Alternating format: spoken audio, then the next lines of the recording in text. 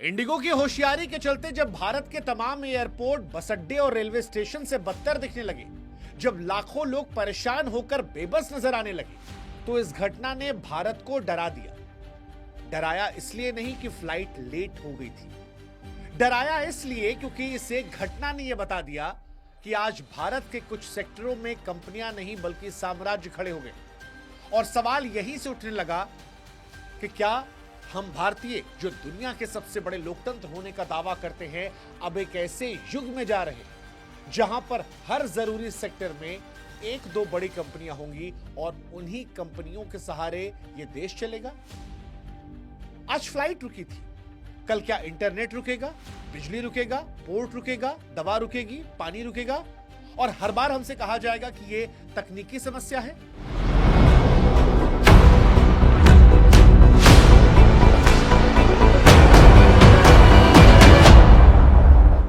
सच ये है कि इंडिगो वाली घटना में जो कुछ हुआ वो केवल तकनीकी समस्या नहीं थी, वो स्ट्रक्चरल समस्या थी, सिस्टम की समस्या थी, जो जाने या अनजाने कुछ कंपनियों को इतना बड़ा बना गई कि आज वो सिस्टम से, सरकार से, 140 करोड़ लोगों से, उनके इमोशन से कहीं ज्यादा बड़े।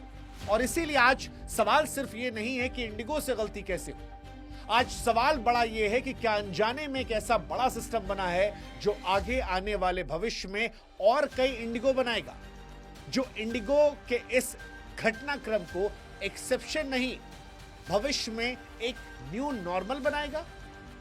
क्या हम कई सेक्टर्स में एक नया इंडिगो खड़ा होता देखेंगे? क्या हमारा आपका भविष्य कुछ कंपनियों के सर्वर, कंपनियों के कंट्रोल रूम, उनके करोड़ों की सैलरी पाने वाले सीईओस के फैसलों पर निर्भर होगा? क्या लोकतंत्र का मतलब सिर्फ वोट डालना रह जाएगा और जिंदगी चलाने के लिए हमें हर बड़ी कंपनी के सामने झुकना पड़ेगा?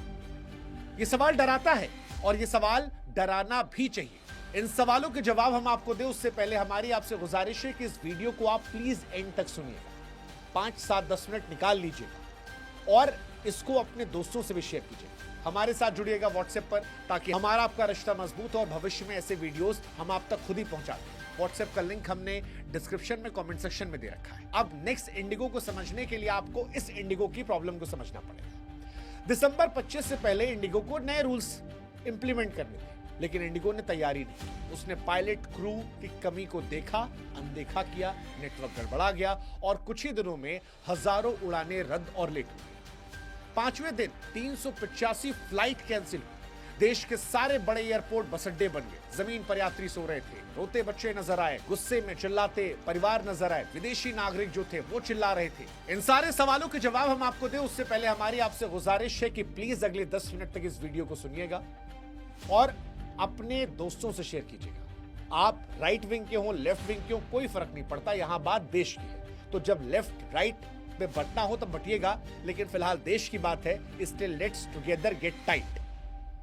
साथ ही हमारे व्हाट्सएप चैनल से जरूर जुड़िएगा ताकि ये वीडियोस जो हम बनाते हैं आप तक रोज पहुंच सके। लिंक हमने डिस्क्रिप्शन में, कमेंट सेक्शन में दे रखा है। अब अगले इंडिगो की बात करें उससे पहले इस इंडिगो के विवाद को एक बार जल्दी से समझ लेते हैं। दिसंबर 2025 के पहले हफ्ते में इंडिगो को नए रूल्स की तैयारी करी। 6 महीने पहले से पता था, लेकिन इंडिगो ने जानबूझकर इसे नहीं किया। पायलट और क्रू की कमी हुई और सारा नेटवर्क गड़बड़ा गया। कुछ ही दिनों में हजारों उड़ानें रद्द हो गई, लेट हो गई। सिर्फ 5वें दिन 385 फ्लाइट कैंसिल हुई। सारे बड़े एयरपोर्ट बस अड्डे बन गए थे। जो तस्वीरें आई वो डराने वाली, परेशान करने वाली, भावुक करने वाली और भारत की छवि को विदेश में बिगाड़ने वाली थी, क्योंकि एयरपोर्ट पर बस अड्डे जैसी हालात थी, रेलवे स्टेशन वाले हालात थे।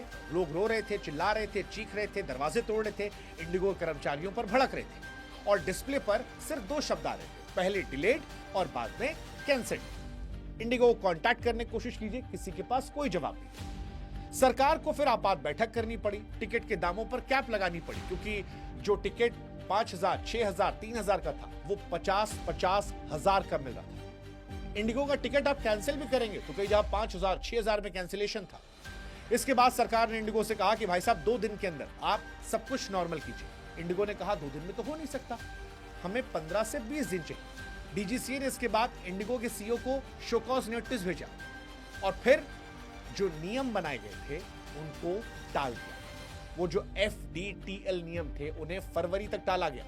और यहीं से सवाल उठा कि गलती किसकी थी? प्राइवेट कंपनी की।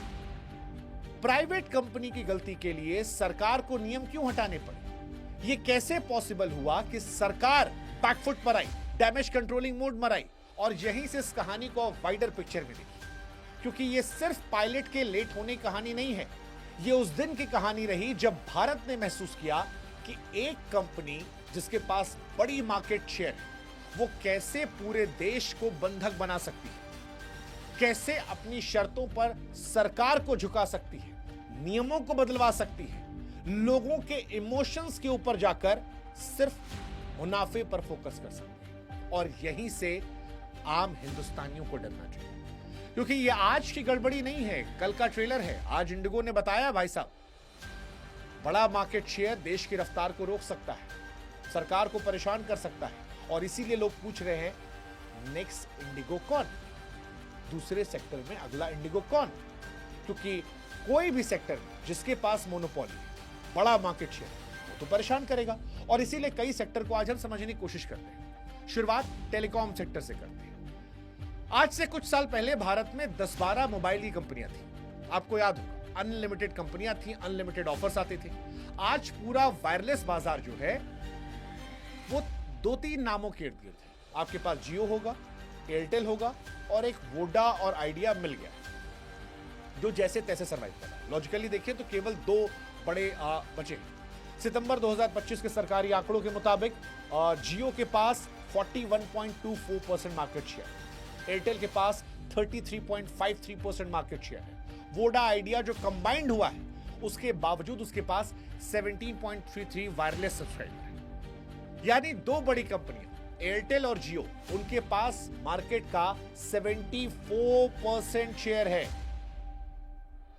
अब अगर आप ये सोचिए किसी दिन तकनीकी गड़बड़ी, साइबर अटैक या इनमें से किसी एक बड़े नेटवर्क का सिस्टम 10, 12 या 24 घंटे, 48 घंटे ठप हो जाता है, क्या होगा देश में? सिर्फ कॉल नहीं कटेगी भाई साहब, UPI payment, internet banking, hospital की ऑनलाइन बुकिंग, दवाओं की डिलीवरी, रेलवे, फ्लाइट की टिकट, बच्चों की ऑनलाइन क्लासेस, ये सब कुछ एक झटके में रुक जाएगा। क्या रुक सकता है? और सवाल यह है कि क्या तब भी हम सिर्फ एक प्रेस रिलीज, एक असुविधा के लिए खेद है से काम चला लेंगे? क्या यह सिर्फ बिजनेस रिस्क है या नेशनल सिक्योरिटी रिस्क भी है? आज आपको डेटा सस्ता मिल रहा है, कल को इन दोनों कंपनियों ने तय किया और नियमों में हेरफेर किया, ये अपने हिसाब से आपको परेशान कर सकता है। अब इसमें एक अकेली कंपनी अल्ट्राटेक 2025 में भारत में 183 से लेकर 190 मिलियन टन सालाना तक पहुंच चुकी है, जो देश की कुल क्षमता का लगभग 1/4 है और इसे भारत का सबसे बड़ा सीमेंट प्रोड्यूसर बनाती है।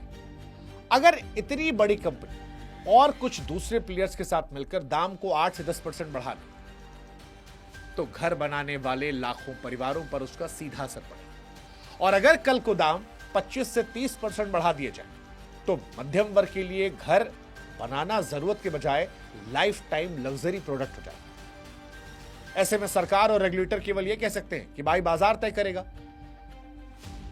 लेकिन सवाल यह है कि जब बाजार में असली ताकत मुट्ठी भर कंपनियों के हाथ में है, तो आप कितना कंट्रोल कर पाएंगे, कितना झुकेंगे? और यह सिर्फ 1-2 सेक्टर की बात नहीं है। आप पोर्ट्स और कार्गो में देखिए, पोर्ट्स और कार्गो में अडानी पोर्ट्स SEG आज 14 पोर्ट और टर्मिनल चला रहा है। 2024-25 में देश के कुल कार्गो वॉल्यूम का लगभग 27% अकेला हैंडल कर रहा है। यानी भारत में आने जाने वाला लगभग हर चौथा टन माल, तेल, कोयला, अनाज, कंटेनर, सब कुछ ही पोर्ट्स के नेटवर्क पर निर्भर है। अगर किसी बड़े विवाद, स्ट्राइक या टेक्निकल फेलियर से इन पोर्ट्स पर ऑपरेशन रुक जाता है, तो देश के सप्लाई चेन, निर्यात, आयात, पेट्रोल पंप से लेकर फर्टिलाइजर, सब पर इसका सीधा असर पड़ेगा। क्या हमने इसे सिर्फ कॉर्पोरेट सक्सेस के चश्मे से देखा या स्ट्रेटेजिक रिस्क के तौर पर भी इसे समझना चाहेंगे? बिजली में भी यही है। मुंबई, दिल्ली, सूरत, अहमदाबाद जैसे शहरों में बिजली वितरण कुछ ही कंपनियों के पास है। अगर बिल बढ़े तो क्या करेंगे? कंपनी बदलेंगे? बदलने को कौन है? यही मजबूरी मोनोपोली की पहचान है कि ऑप्शन क्या है हमारे पास? हमारे पास तो ऑप्शन यही है। यही सारी समस्या शुरू होती है। इंडिगो के साथ भी यही रहा। आपके पास ऑप्शन ही नहीं बचा। इंडिगो ने आपको ऑप्शन ही नहीं दिया कि आप ट्रेवल कर सकते हैं, और ये एक रात में नहीं हुआ। हालांकि इंडिगो ने मार्केट शेयर पर जो कब्जा किया वो एक रात में नहीं हुआ। वो स्मार्ट थे। 15 से 18 साल की उनकी सिस्टमैटिक रणनीति का नतीजा था, जिसमें सरकार की नीतियां भी थीं, बाजार का दबाव भी था और छोटे खिलाड़ियों को परेशान करना भी था। क्योंकि बड़े प्लेयर्स के लिए रूल रेगुलेशन में ढिलाई होती है, लेकिन छोटे प्लेयर्स के लिए नियम सख्त होते हैं। जैसे गरीब आदमी के लिए कानून सख्त होता है, बड़ा आदमी जो है वो देश से निकल जाता है, विदेश में जाके मौज काटता रहता है। वैसे ही 2005-6 में जब इंडिगो भारत में आई, तब भारत में jet airways, Kingfisher, air Deccan, Sahara, go air, spice jet के अलावा कई रीजनल एयरलाइंस भी थी। ग्राहक के पास विकल्प थे। इंडिगो ने शुरुआत से 3 बातें तय करी: no frills model, aggressive expansion और सबसे अहम एयरबस A320 पर फोकस। एक ही तरह का विमान रखने से ट्रेनिंग, मेंटेनेंस, स्पेयर पार्ट सब कुछ सस्ता पड़ा। किराया कम रखा गया, शुरुआत में घाटा सहा गया, लेकिन मार्केट शेयर जो है वो छीन लिया गया। फिर आया दूसरा दौर। 2012 से 18 के बीच में किंगफिशर बंद हो गई, जेट एयरवेज डूब गई, सहारा पहले ही जा चुकी थी। ये वो समय था जब इंडिगो अकेले मैदान में दौड़ रही थी। सरकार की उड़ान जैसी स्कीम्स के तहत नए एयरपोर्ट खुले, नए रूट खुले, और सबसे ज्यादा फायदा जो था वो इंडिगो ने उठाया, क्योंकि उसके पास पहले से बड़ा फ्लीट था। दूसरे प्लेयर उतनी तेजी से जहाज नहीं खरीद सकते थे। इसके बाद तीसरा झटका आया कोविड के बाद। जब पूरी इंडस्ट्री टूट रही थी, तब सरकार ने इमरजेंसी फंडिंग और स्लॉट एलोकेशन में जो बचा है वही उड़ेगा वाला मॉडल अपनाया। इसी बीच गो फर्स्ट पूरी तरह बैठ गई और उसके लगभग सारे स्लॉट इंडिगो और एयर इंडिया को मिल गए। इससे इंडिगो कब्जा और ज्यादा मजबूत हो गया। आज हाल यह है कि डीजीसीए के मुताबिक इंडिगो लगातार 60 से 65% घरेलू मार्केट शेयर में बैठी है। इसका मतलब यह नहीं है कि वो सर्विस सबसे अच्छी देती है। इसका मतलब यह है कि इंडिगो ने आपके पास ऑप्शन ही नहीं छोड़ा है। यही मोनोपोली शुरू होती है, जहां ग्राहक नहीं चुनता बल्कि आपकी मजबूरी चुनती है। आज भारत में 10 टिकट अगर बुक होते तो उसमें से 6 लोग इंडिगो से ट्रेवल करें। इंडिगो संकट ने आज सच्चाई दिखाई कि रेगुलेटर किसके लिए कितना सख्त है। पायलट एसोसिएशन एक्सपर्ट्स कह रहे हैं कि नए एफडीटीएल नियम ग्लोबल सेफ्टी स्टैंडर्ड्स के हिसाब से थे। इन्हें जनवरी 2024 से नोटिफाई कर दिया गया था। नवंबर 2025 तक इंडस्ट्री को समय मिला, लेकिन इसके बावजूद सबसे बड़ा खिलाड़ी पूरे समय पर्याप्त पायलट और क्रू हायर नहीं करता है, बल्कि आक्रामक तरीके से स्लॉट और फ्लाइट बढ़ाता है। जब सिस्टम बैठ जाता है तो सरकार उसी के लिए नियम बदल देती है, अस्थायी ढील देती है। नाइट ड्यूटी की परिभाषा, नाइट लैंडिंग की लिमिट, वीकली रेस जैसी सेफ्टी लाइन जो है वो पीछे खिसक जाती है। कुल मिलाकर मैसेज ये था कि जितना बड़ा आदमी या जितनी बड़ी कंपनी, जितना बड़ा मार्केट शेयर, वो अपने हिसाब से नियमों में उतना लचीलापन पा लेता है। और यही असली डर है, मोनोपोली। मोनोपोली सिर्फ इकोनॉमिक इशू नहीं है, ये डेमोक्रेटिक इशू भी है। जब किसी भी सेक्टर में 60 से 70% ताकत एक कंपनी के पास होती है तो नुकसान सिर्फ दाम बढ़ने से नहीं होता, नुकसान चॉइस के खत्म होने से होता है। आप नाराज हो सकते हैं पर आप जा नहीं सकते, आप शिकायत कर सकते हैं पर आप बदल नहीं सकते। यही स्थिति डराती है। क्या यही स्थिति भविष्य में हमें टेलीकॉम सेक्टर में दिखाई पड़ेगी? एविएशन के बाद पोर्ट, सीमेंट, दवा, बिजली, पानी, डेटा हर जगह आएगी, जहां पर एक सेक्टर, एक लीडर। और यहीं से सरकार की भूमिका को लेकर भी सवाल खड़े होते हैं, जो बहुत ज्यादा महत्वपूर्ण है और सरकार को इधर ध्यान देना चाहिए। क्योंकि जो कंपनी देश की हवाई आवाजाही को 4-5 दिन तक हिला सकती है, जिसका संकट देश की सबसे मजबूत सरकार को भी एफडीटीएल जैसे सेफ्टी नियम कुछ महीनों के लिए टालने पर मजबूर करता है, क्या उसके सामने सरकार सिर्फ अनुरोध की भाषा में बात कर सकती है? यह सवाल बड़ा महत्वपूर्ण है। क्या हम मर्जर और एक्विजिशन पर कोई कैप नहीं लगाएंगे? क्या हम यह तय नहीं करेंगे कि इंपॉर्टेंट सेक्टर में जिससे करोड़ों लोग प्रभावित होते हैं, वहां पर कोई एक कंपनी 50% से ऊपर मार्केट शेयर पर पहुंचे तो regulator automatically red alert mode में चला जाए? यह सोचने वाली बात है। इंडिगो संकट ने साबित कर दिया कि अगर आप किसी एक खिलाड़ी को बहुत ज्यादा बड़ा होने देते हैं तो वो सिर्फ कस्टमर सर्विस नहीं, पॉलिसी और पब्लिक लाइफ पर भी असर डालता है। आज ये फ्लाइट कैंसिलेशन के रूप में दिख रहा है, कल ये असर डेटा प्राइस, बिजली टैरिफ, दवाओं की उपलब्धता, पानी के बिल, टोल टैक्स सब जगह दिख सकता है। ऐसे में सवाल हमसे भी है कि हम किस तरह का भारत बनाना चाहते हैं? वो भारत जहां कंपनियां नागरिकों की सेवा करें, या वो भारत जहां नागरिक कंपनियों के रहमो करम पर जिंदा रहे? वो भारत जहां नियम सभी पर बराबर लागू हो, या वो भारत जहां नियम छोटे खिलाड़ियों के लिए कठोर और बड़े खिलाड़ियों के लिए चीले हो? ये कहानी खत्म नहीं हुई है, इंडिगो की घटना शुरुआत है। इंडिगो ने सिर्फ फ्लाइट नहीं रोकी, उसने हमारे भविष्य का ट्रेलर दिखाया।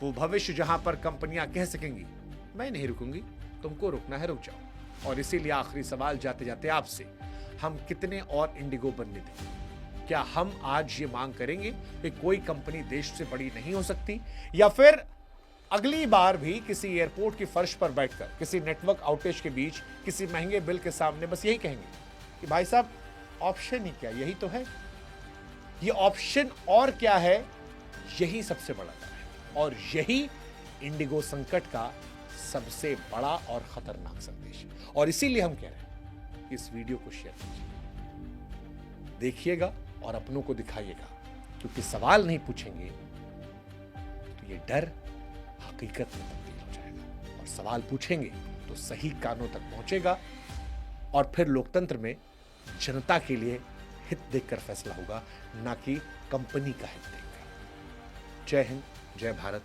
नमस्कार।